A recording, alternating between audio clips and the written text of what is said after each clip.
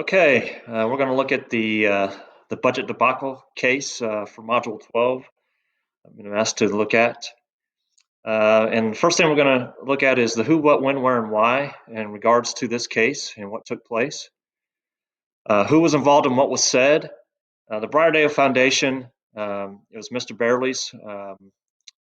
We just went with it. That's what the foundation said. It was their course of action. So really, as you can see, not a lot of communication. Mr. Bearley, he basically said nobody told him about the law or didn't do his really his processes and put things in place to check out things prior to putting things in motion. Principal Santos was embarrassed.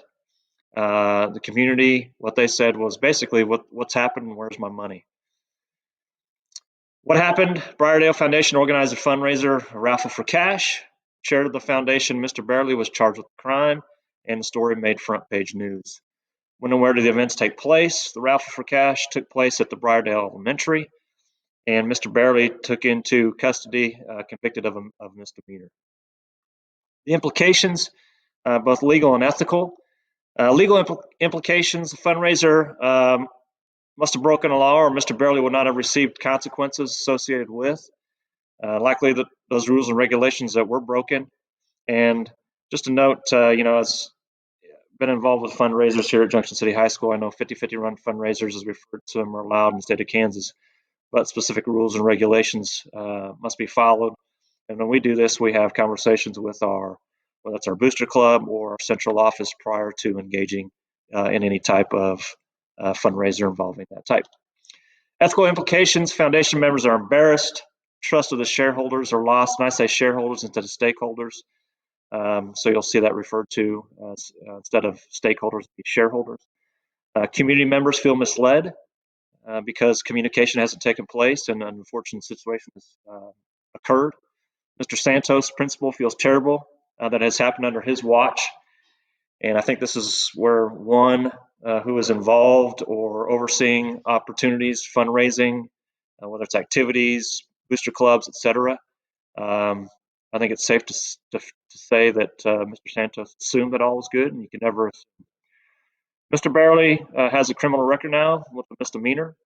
And then ultimately, what we're all in this for is student programs may be affected because of improper oversight in regards to this fundraiser.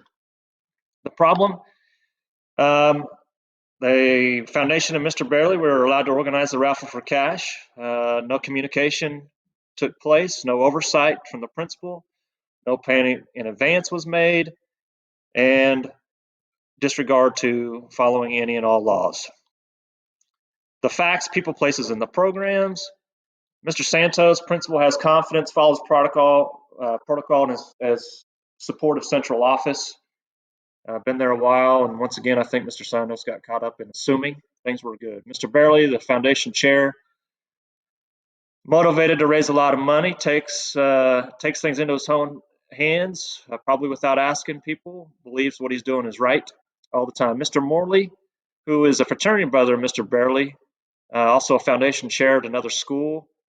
I think, when you have conversations with others and you think it works here, and sometimes you just implement it without having conversations with other people that need to be taken care of. Students and teachers, 600 dedicated fifth graders, dedicated and loyal educators in the school, and then parents. Obviously, the parents who were involved, who were misled, who unfortunately, when they are part of that, think that everything is okay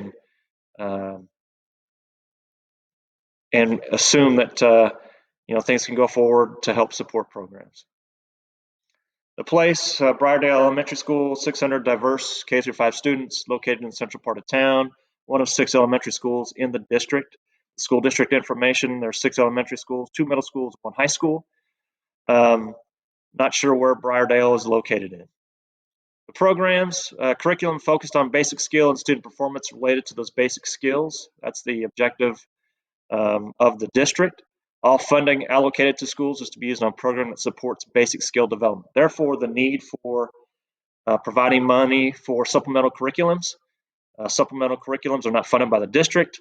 Money must be raised by the schools, and unfortunately creates competition among schools for supplementary curriculum needs.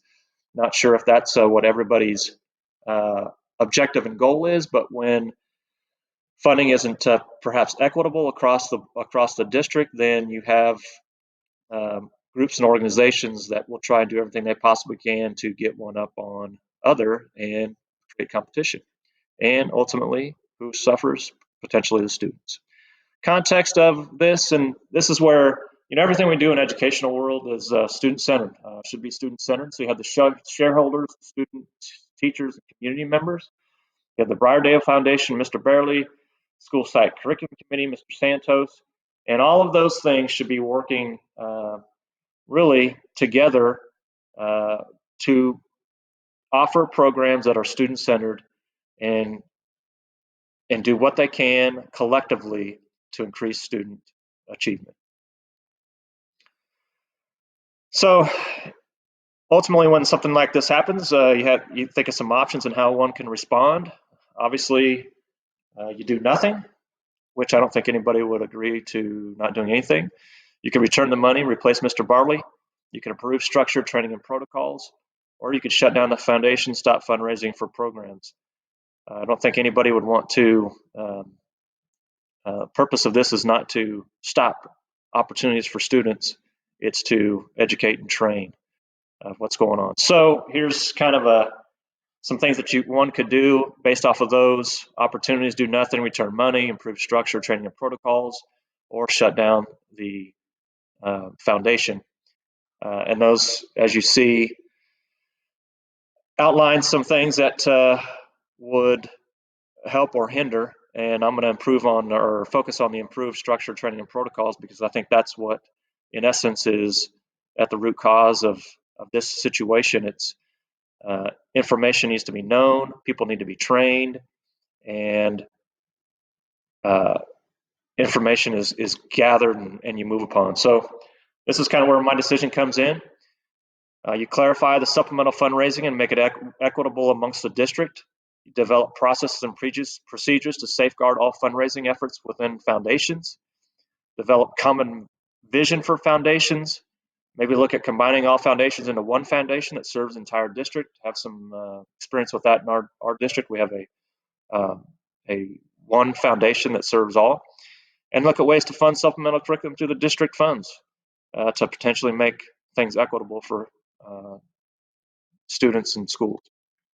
Implementation. I think first thing you got to do is when something happens or arises, you admit that something has happened. So you apologize, you return money, you do what is needed to rectify the situation and restore confidence in school, foundation, and the district, specifically the shareholders of the parents and the students, because as a leader, they want to know that you're doing everything you can in their best interests and providing opportunities for students and doing so in a manner that is ethical. 2, communicate with district leadership as to what got us here, and then maybe put together a committee to take an in-depth look at issues with multiple foundations and fundraisers to support supplemental curriculum. I don't think you don't understand until you get other people involved and truly have some conversations about what that may look like across the entire district, and understand why we're doing what we're doing and why we got to where we got to. 3, convene the shareholders, students, teachers, community, foundation, district leadership to develop a plan for supplemental funding. Educate and train foundation members for school leadership and community members on new process for supplemental funding.